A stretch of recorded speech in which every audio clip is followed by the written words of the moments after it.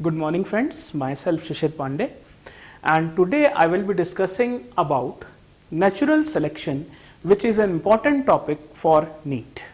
So basically in this topic I will discuss what exactly is the meaning of natural selection, who gave the term natural selection, and basically the different types of natural selections which are basically operative in nature. Now coming to the first thing about natural selection is its meaning. तो meaning में अगर हम इसकी definition को देखते हैं तो basically natural selection is the process whereby organisms better adapt to their environment and tend to survive and produce more offsprings. अब इस डेफिनेशन में जो इंपॉर्टेंट चीज ये है कि जो ऑर्गेनिजम्स है वो बेसिकली नेचर के साथ अपने आप को अच्छे से अडेप्ट कर पाए ताकि वो सरवाइव करें और कमिंग जनरेशंस में वो वायबल ऑफस्प्रिंग्स को प्रोड्यूस कर सकें। तो इस पूरे कॉन्सेप्ट को अगर हम बेसिकली स्टडी करेंगे तो हमें ये पता होना चाहिए कि पॉपुलेशन क्या है, कैसे उस पॉपुलेशन के मेंबर्स जिनमें सुपीरियर या इंफीरियर ट्रेट, बेसिकली सुपीरियर और इंफीरियर का यहां पे मतलब है कि वो पॉपुलेशन की ट्रेट्स जो कि बेटर फिट हैं उनको सुपीरियर ट्रेट्स कहते हैं, और जो वो ट्रेट्स बेसिकली जो पॉपुलेशन में जो variation in the environmental factors के कारण वो बेसिकली अडेप्ट नहीं कर पा रही हैं उनको हम इंफीरियर ट्रेट्स कहते हैं।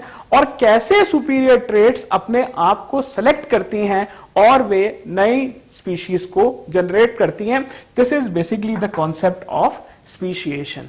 तो इसके लिए हमें यह पढ़ना पड़ेगा कि what is the meaning of the term population. So if we are dealing with the term population, तो इस पॉपुलेशन की जो मीनिंग है वो एक्चुअली स्पीशीज से आती है। तो सबसे पहले हमें स्पीशीज को डिफाइन करना पड़ेगा। तो group of individuals which are capable of interbreeding among themselves to produce fertile offsprings is known as species. अगर इन स्पीशीज का ग्रुप सिमिलर है, जैसे ह्यूमन पॉपुलेशन की स्टॉक, तो basically group of similar species will constitute a population and group of different species will constitute a community. So basic thing in the difference between the term community and population is कि population is monospecific. That means it has individuals of same species, while polyspecific is the term used for community. अब होता क्या है कि जितनी भी populations हैं उसमें कुछ इंडिविजुअल्स बहुत तेजी से चेंजिंग एनवायरनमेंट के साथ अडेप्ट करते हैं, उनको हम सुपीरियर बोलते हैं। और क्योंकि यहां पर एनवायरमेंटल फैक्टर्स लगते हैं जो कि चेंजेस के लिए इन्वॉल्व हैं, और जब कभी भी एनवायरमेंटल फैक्टर्स म्यूटेशंस कॉज करते हैं तो वो इंडिविजुअल्स जो उसके लिए बेटर अडेप्टेड होते हैं उनको हम superior traits of that population कहते हैं। वो बेसिकली सेलेक्ट हो जाती है और आगे जाके वो नई स्पीशीज को जनरेट करती है।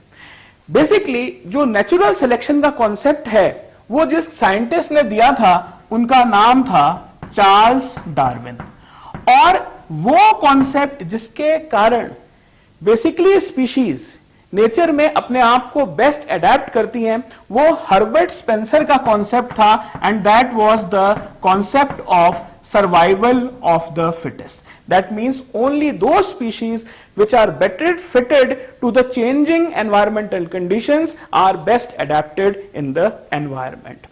So in the coming topic I will be discussing about the various types of natural selection, particularly stabilizing selection, directional selection and disruptive selection in brief. इससे पहले हमें जो normal डिस्ट्रीब्यूशन कर्व है उसे थोड़ा सा हमें स्टडी करना पड़ेगा, क्योंकि इसी बेसिस पर हम डिफरेंट टाइप्स के सिलेक्शंस को स्टडी करेंगे। तो जो हमारा नॉर्मल डिस्ट्रीब्यूशन कर्व होता है उसमें बेसिकली दो एक्सट्रीम्स होती हैं। एक लेफ्ट हैंड साइड होता है और एक बेसिकली राइट हैंड साइड होता है, और बीच में ये यहां पर मेन पोजीशंस होती हैं। तो नॉर्मल डिस्ट्रीब्यूशन कर्व में बेसिकली वो इंडिविजुअल्स जो कि एक्सट्रीम में प्रेजेंट होते हैं वो बेसिकली एलिमिनेट हो जाते हैं, और जो मिड पोजीशन पे प्रेजेंट होते हैं वही अपने आप को बेटर अडेप्ट करते हैं। That means this extreme and this extreme, here the individuals which are present in the extreme left or extreme right will be eliminated, and these individuals which are in the mid position will be selected for natural selection. So students, अब तक हमने basically the concept of natural selection को study किया था, और अब हम basically different types of natural selection जो कि नेचर के साथ अडेप्ट हो सकते हैं उनके बारे में हम डिस्कशन करेंगे। तो बेसिकली जो टाइप्स ऑफ नेचुरल सिलेक्शन है उसमें तीन तरीके के नेचुरल सिलेक्शंस बेसिकली देखे जाते हैं। First type is the directional selection, second type is the stabilizing selection, and third type is the disruptive selection. इस तीनों सिलेक्शन टाइप्स का जो बेसिक कॉन्सेप्ट आता है वो जो हमारा नॉर्मल डिस्ट्रीब्यूशन कर्व है उसके हिसाब से होता है, जिसमें एक्सट्रीम पे इंडिविजुअल होते हैं और बीच में जो हमारी मीन पोजीशन होती है बेसिकली वो होती है, और इस मीन पोजीशन के अराउंड ही बेसिकली एनवायरमेंटल फैक्टर्स रिस्पॉन्सिबल होते हैं जो कि चेंज को लाते हैं। तो based upon these four criterias I will be discussing about the different types of selection. The first criteria is the most common phenotype was, that means इसका मतलब है कि before the operation of the stress factors in the environment जो basic curve का form था वो कैसा था, environmental factors के operative होने के बाद कर्व का फॉर्म क्या होगा, that means the most common phenotype now will be. Third thing कि ग्राफ ऐसा क्यों हुआ, और फोर्थ है this will lead to the expression, which type of expression. So discussing about the first type that is the directional selection, इसमें हम मान लेते हैं कि हमारे पास बेसिकली तीन ग्रुप के इंडिविजुअल्स हैं जो कि या तो स्मॉल साइज हो सकते हैं, या मीडियम साइज हो सकते हैं, या लार्ज साइज हो सकते हैं। तो बेसिकली जब कोई भी एनवायरमेंटल स्ट्रेस फैक्टर ऑपरेटिव नहीं है तो इसका जो कर्व होगा वो नॉर्मल डिस्ट्रीब्यूशन कर्व होगा। लेकिन जब कभी भी एक एनवायरमेंटल स्ट्रेस फैक्टर लगेगा तो हम सभी को पता है कि जो छोटे लोग होते हैं हाइट में वो बेसिकली एनवायरनमेंट के साथ अपनी नीड्स को बेटर अडेप्ट नहीं कर सकते। इसीलिए जो टॉल इंडिविजुअल्स होते हैं they are much more adaptive to the natural environment, और इसका एनसीईआरटी में और दूसरी और बहुत सारी बुक्स में जो क्लासिकल एग्जाम्पल हमें स्टडी करने को मिलता है वो लॉन्ग नेक ऑफ जिराफ होता है। तो हम एग्जाम्पल में मान लेते हैं कि वो जिराफ जिसका स्मॉल नेक था, वो जिराफ जिसका एवोल्यूशन के दौरान मीडियम नेक साइज आया, और वो जो एक्चुअली आज की डेट में परसिस्ट करता है that is a long neck of giraffe, वो कैसे इवॉल्व हुआ। तो देखिए इसमें क्योंकि एवोल्यूशनरी पॉइंट ऑफ व्यू से टॉल या long neck of giraffe was much more favourable, hence the curve shifted to the extreme right.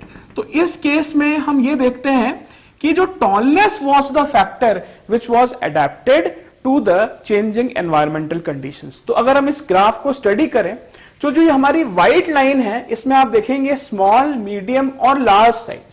तो इस पहले वाले केस में जो मीडियम साइज थे वो बेसिकली बेटर अडेप्टेड थे, स्मॉल भी एलिमिनेट हो रहे थे, लॉन्ग वाले भी एलिमिनेट हो रहे थे।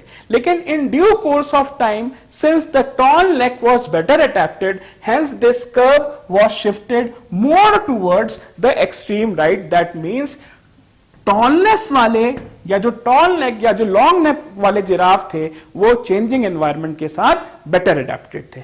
अब इस केस स्टडी को हम स्टडी करें तो पहले the most common phenotypic phenotype was the medium size neck of giraffe. The most common phenotype now will be, which are better adapted to the changing environment, will be tall.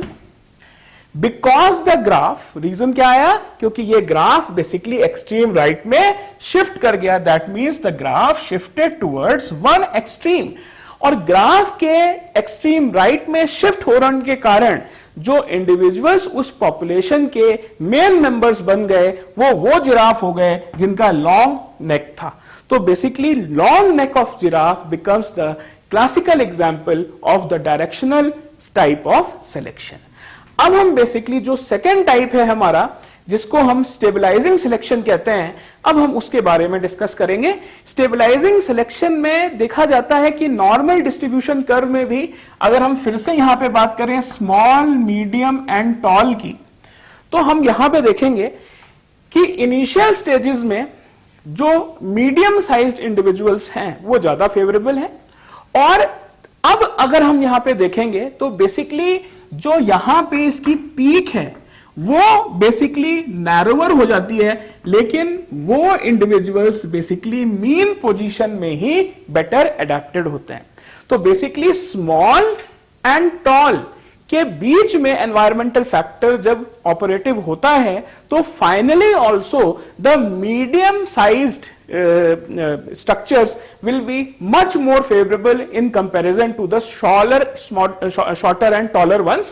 That means the most common phenotype now also will be the medium sized. और इस case में जो graph है वो average position के around ही basically रहता है, that is it is narrowed around the average position. ये एवरेज पोजीशन के अराउंड अपने निच को नैरोवर कर लेता है और इसमें वो इंडिविजुअल्स जो कि एवरेज प्रॉपर्टी रखते हैं वो ज्यादा शो होते हैं।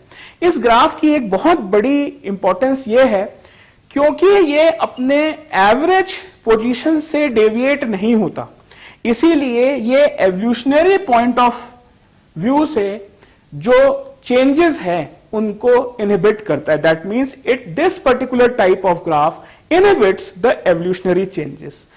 तो ये हमें बेसिकली 2-3 एग्जांपल्स अच्छे होते हैं कि अगर हम यहां पे बेसिकली बर्ड्स के एग्स की बात करें तो neither the smaller size eggs are favourable, because कि स्मॉलर एग्स में जो एम्ब्रियो का डेवलपमेंट होगा वो लैक ऑफ स्पेस से अच्छा नहीं हो पाएगा, और बहुत बड़े अगर एग्स के साइज होते हैं तो बेसिकली न्यूट्रिशनल डिप्राइवमेंट हो जाएगा, जिस कारण से ना तो बहुत छोटे एग्स और ना ही बहुत बड़े एग्स फेवरेबल होंगे। इसीलिए मीडियम साइज के जो एग्स होते हैं बेसिकली वो फेवरेबल होंगे यहां पे। इसीलिए जो average size of eggs in case of birds है, एक तो वो स्टेबलाइजिंग सिलेक्शन का बहुत अच्छा एग्जांपल बनता है, और दूसरा हम जानते हैं कि जो बेसिकली फॉसल रिकॉर्ड है, जो अनऑल्टर्ड फॉसल्स हैं, जो हमारे पहले जमाने में भी और आज के जमाने में भी जिनका फॉर्म बहुत कम चेंज हुआ है, वो शायद इसीलिए हुआ है क्योंकि उन लोग ने बेसिकली उन फॉसिल्स ने अपनी एवरेज कैरेक्टर्स को मेंटेन रखा। इसीलिए fossil, particularly the unaltered fossil, becomes a classical example of this particular type of selection, what we call as stabilizing selection. अब अगर हम थर्ड वाले में देखेंगे तो उसको हम कहते हैं डिसरप्टिव सिलेक्शन। डिसरप्टिव सिलेक्शन में भी पहले फिनोटाइप मीडियम ही होगा। तो अगर हम यहां पे बात करें स्मॉल, मीडियम एंड लार्ज की, मैंने एक ही प्रॉपर्टी पर तीनों तरीके के ग्राफ्स के फॉर्म्स को डिस्कस करने की कोशिश करी है। तो बेसिकली डिसरप्टिव सिलेक्शन में जो पहले फिनोटाइप था वो मीडियम ही रह रहा है। उसके बाद जो फिनोटाइप होगा वो क्या होगा, चलिए यहां पे देखते हैं। यहां पे हमने देखा था कि ये एक ही डायरेक्शन में ऑपरेटिव था। स्टेबलाइजिंग में ये बेसिकली मीन पोजीशन में ऑपरेटिव होता है, और डिसरप्टिव में दो एनवायरमेंटल फैक्टर्स स्टेबिलिटी की तरफ कर्व को ले जाते हैं, जिस कारण से ये अपनी मीन पोजीशन से बिल्कुल डेविएट हो जाता है, और जो हमारा बेसिक पीक है वो डीपन हो जाता है, और ये जो कर्व है वो हमारा दोनों एक्सट्रीम्स पे बेसिकली स्टेबल पोजीशन की तरफ जाने लगता है। तो कुछ इंडिविजुअल्स एक तरीके कैरेक्टर्स के लिए फेवरेबल हो जाते हैं, कुछ इंडिविजुअल्स एक तरीके के कैरेक्टर्स के लिए फेवरेबल हो जाते हैं। तो देखिए, सबसे पहले डिसरप्टिव सिलेक्शन में जो पहला फिनोटाइप था वो मीडियम पोजीशन था जब तक कोई एनवायरमेंटल फैक्टर नहीं लगा था। जब एनवायरमेंटल फैक्टर लगने लगा तो इंडिविजुअल्स ने अपने आप को बेसिकली दोनों फॉर्म्स के साथ, शॉर्टर और टॉलर फॉर्म्स के साथ अपने आप को अडेप्ट किया, और दैट्स वाई जो फिनोटाइप अब हमें मिलेगा वो shorter as well as the taller form दोनों मिलेगा।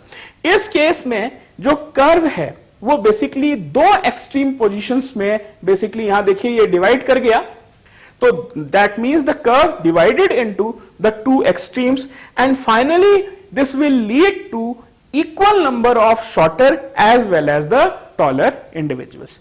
ऐसा केस बहुत अच्छा हमें देखने को मिलेगा जब हम बात करेंगे साइज ऑफ सैल्मन। तो basically salmon is a fish, that means कि ये शॉर्टर और टॉलर फॉर्म्स कैसे ओशंस में अपने आप को या रिवर बॉडीज में अपने आप को अडेप्ट करेंगे। जो स्मॉलर फिशेस होंगी सैल्मन की, वो किसी भी टेरिटरी में अपने आप को इजिली अडेप्ट भी कर ले जाएंगी और फिट भी हो जाएंगी उस टेरिटरी में, size as well as the nutritional point of view के हिसाब से। जो बहुत बड़ी होंगी वो अपनी नई टेरिटरीज बना लेंगी।